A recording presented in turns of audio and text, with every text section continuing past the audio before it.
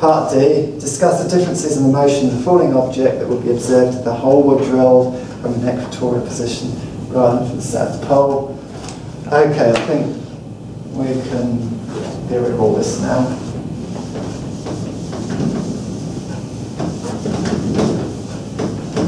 That's what we're talking about again.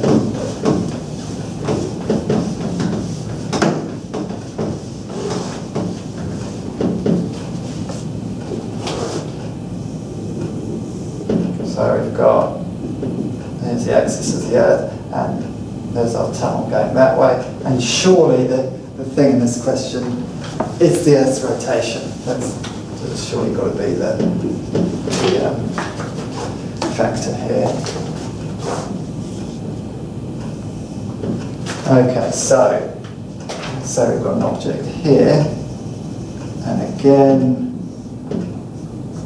force on it there due to gravitation of the Earth.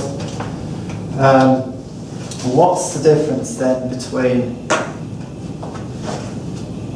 something in a tunnel that's spinning round and something that's in a tunnel that's not spinning round because this lies on the axis? Just thinking qualitatively first of all, what's going to be the differences? Well, we have the, I'm going to use a dangerous word, I'm going to use centrifugal, which is a dangerous word to talk about. You know, imagine that, you know, your washing machine, let's do a top-loaded washing machine, it goes spinning, your washing ends up plastered on the sides. That's because your washing is in a rotating frame of reference and it experiences a centrifugal force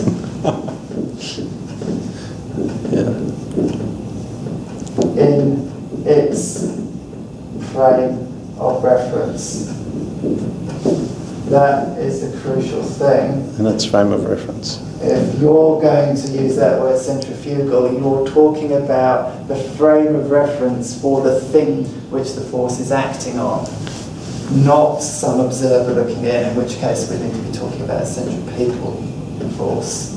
So this object will experience the mass, will experience its frame of reference, which is a rotating frame of reference, a centrifugal force.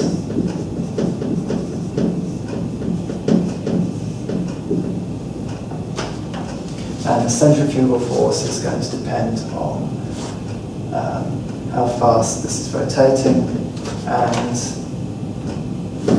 the radius.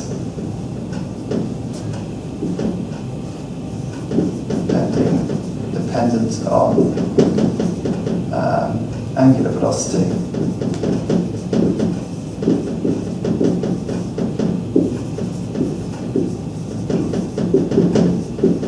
And radius r.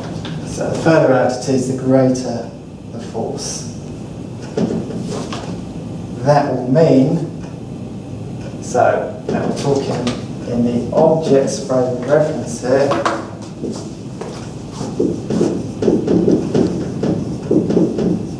Object's frame of reference. It's got a centrifugal term there. And I'm sure it's nowhere near as strong as force of gravity.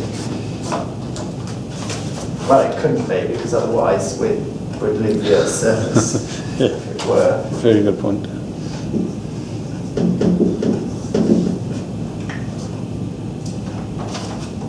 So our force is lower, our net force towards the centre is lower.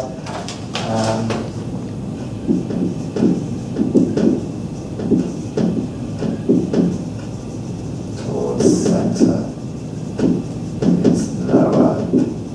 That will imply that the period is larger. So omega squared is smaller because that proportionality constant gives you the force. gives you the omega. Therefore, the period 2 pi over omega must be larger.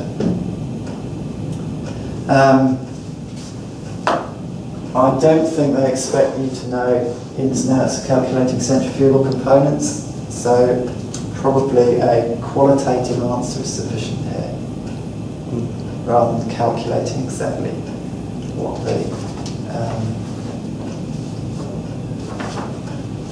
what that force would be. That's good. This is another kind of side comment on strategy. If you struck a question like this and when you could put an asterisk next to it and come back to it right at the end if you had time, and maybe add something to it if you. I think that's a good idea. As your intuition ticks away while you're doing the rest. But, I mean, with this, I mean, you can just think about taking things to extremes. So let's say here's our object, and imagine this planet was spinning really, really fast, and you can think, well, I know what happens in my washing machine. You know, everything goes away that way. Yeah. So just on that intuition and known, or taking things to the extreme, you should think, well, that force towards the centre is going to be reduced.